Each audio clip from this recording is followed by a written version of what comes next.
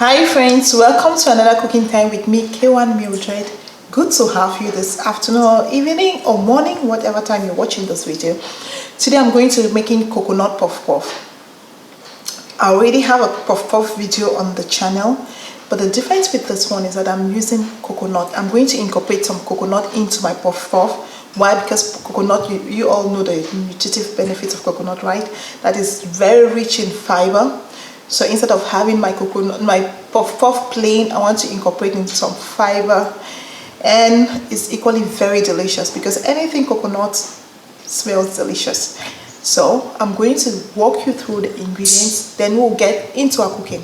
So my friends, for our puff puff, we need 4 level cups of all-purpose flour. We need 2.5 teaspoons of instant dry yeast. We need a cup of grated fresh coconut. You can go with the dry coconut chips that you can just get from the store, but I prefer fresh. The fresher the better, okay? Now we need a 3/4 cup of sugar, 2 cups of lukewarm water, half a teaspoon of salt, and a pinch of cinnamon. I love cinnamon. I love the flavor of cinnamon. So that's all we need to make our coconut puff puff. So let's get into the cooking now. I have my warm cup of water, 2 cups of water here. So the first thing is to pour it in here. Then into my water, I'm pouring in yeast, instant dry yeast.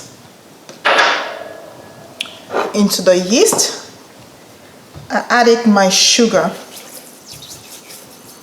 You know, sometimes if you're doubting if the yeast is active, what you have to do, like to prove the yeast, you just let it stand for 5 minutes.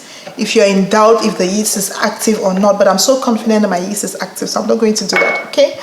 Just add in some salt.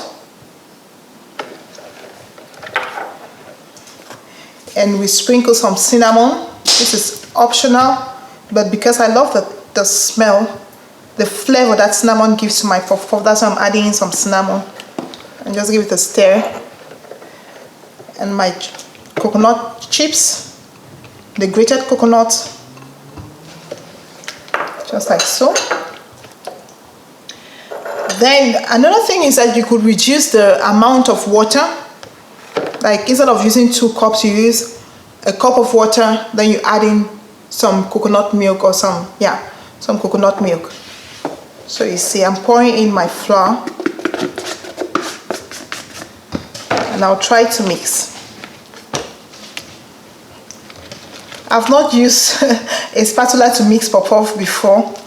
I always go with my hands. I don't know why I'm using a spatula today, but come on. I think it's easier to work with the hands. The hands are just the best instrument you can use in the kitchen. This is not just going to work for me. So let me go with my hands. Just give it a good mix.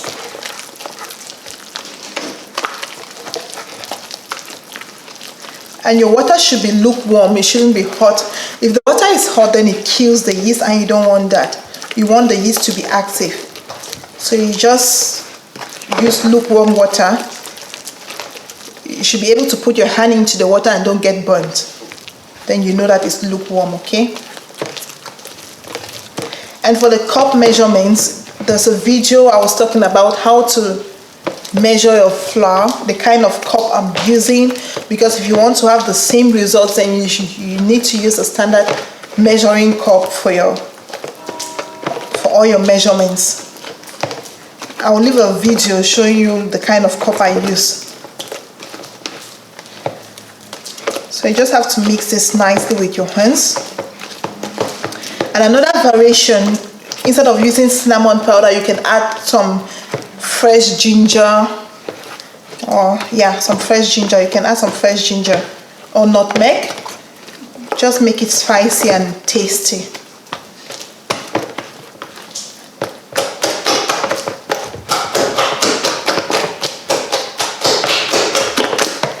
Yeah, in few minutes my puff puff mixture is done, it's ready.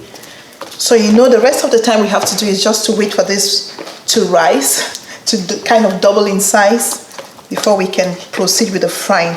And I noticed that when I introduced the ingredients, I didn't tell you about frying. Like, we need oil for deep frying. So you see my oil already there. It's not like perfectly new oil. I fried something in it already. Yeah. So that's it, guys. This is it with the mixing.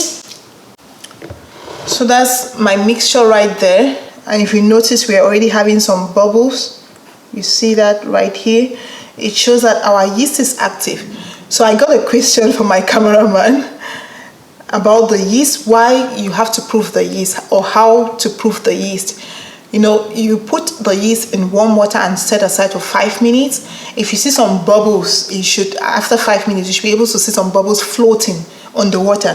That shows that the yeast is active, because the yeast, they are microbes, they're living organisms, so to say. So it shows that it's alive, you know, when you see those bubbles. And you need to keep it in a warm environment to keep the yeast alive. You know, if you put it in a cold, then it's not going to work. It's kind of just going to slow the activity of the yeast or stop it at its worst. So I'll keep it in a warm environment for at least an hour till it doubles its size. Then I'll be back with you guys to fry the puff puff. Okay, so I'm just going to keep this for an hour, and I'll see you in a few minutes. Friends, it's been an hour 30 minutes, and you see our puff puff. It's completely risen. Can you see that? It has doubled in size. It's risen. You see how the size of it, that shows that apple puff. Yeah, the yeast was indeed active. So I'm heating up my oil already. So in a little while I'll start frying. What you do is just to grab, it's a little bit here sticky. That's the effect of the yeast, I guess. So you see in my hands. So my oil is completely hot. So between my two fingers, you see, yeah, you take it in. I'm going to step up the heater. My purpose doesn't get soaked. You should be able to sink, then pop up almost immediately.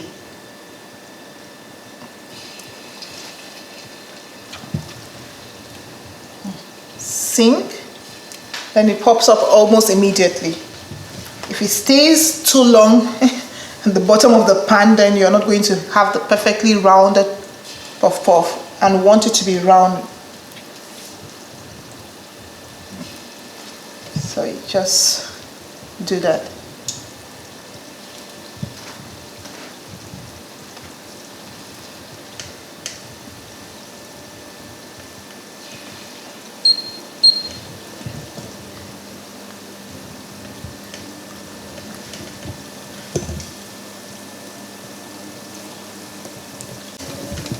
Good. You just drop. I saw a technique somewhere to drop the puff puff. Somebody used a spoon to cut it, and I thought it was very interesting. I tried it once, but it didn't work out perfectly for me. So I just grabbed, and in between my two fingers, I dropped it into the pan. It sinks, then it floats like almost immediately. Then you have those round balls. But of course, you have to have the mixture right. You don't want to have pancakes or puff puff. You want the round shape. That's the puff. It should puff. Yeah.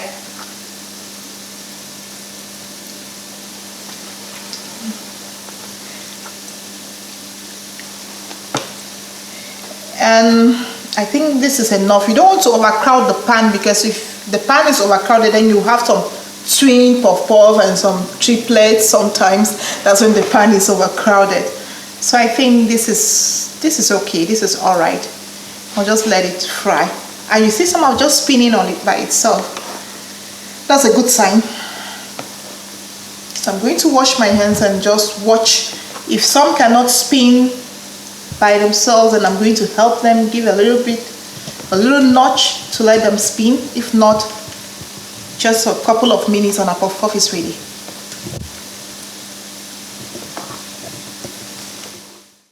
So I'm going to take out, you see, it's perfectly brown. You don't want it to be too brown, you know, just golden brown. And you see the shapes. Look at, doesn't that look good, guys? I think it looks good if you ask me. But maybe a second opinion will have a different opinion, but second eye will have a different opinion, but this looks good. And I'm just taking it out. You know, you can begin on high heat, then you reduce it to low heat so that it can cook properly.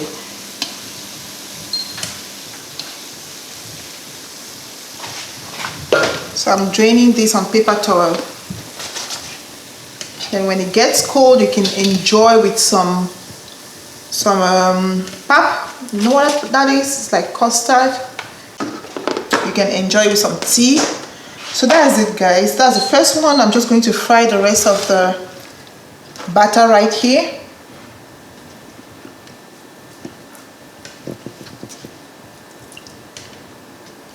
The second is usually better because the oil is hot enough, you see. It floats almost immediately, and that's what you want to get. I've seen, you know, like those ladies at this roadside in Cameroon, they really grab a substantial amount and they drop it a couple of times. I've tried it, and the most I can go is 2 times.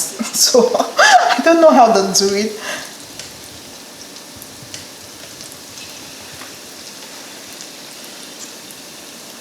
Perfect. Step up the heat. I'm just taking out the last batch.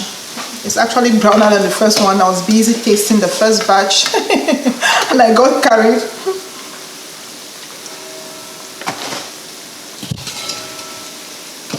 Just take it out and drain.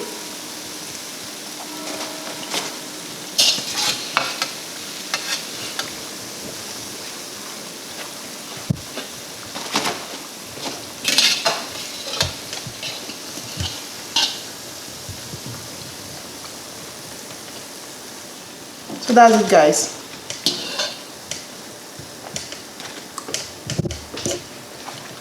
So that's our puff puff right there. Our coconut puff puff. So I'll just pick out one and taste in front of you guys. I've been eating. I have to speak the truth here. I've been eating behind the camera, so it's just to show you how one looks like. If you can see it, you see our fresh coconut there. And when you have a bite of this,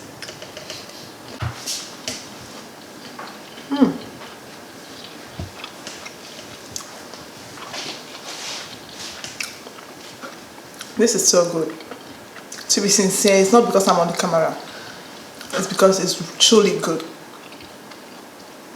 The crunch, the taste of the coconut, the taste of the nutmeg, not the nutmeg, the cinnamon, everything comes together very nicely.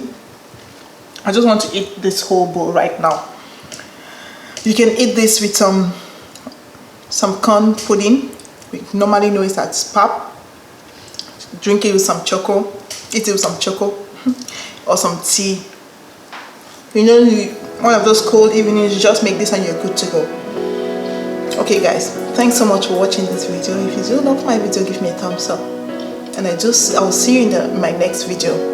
Stay blessed. Bye. At the table with dishes made of clay, the food she cooked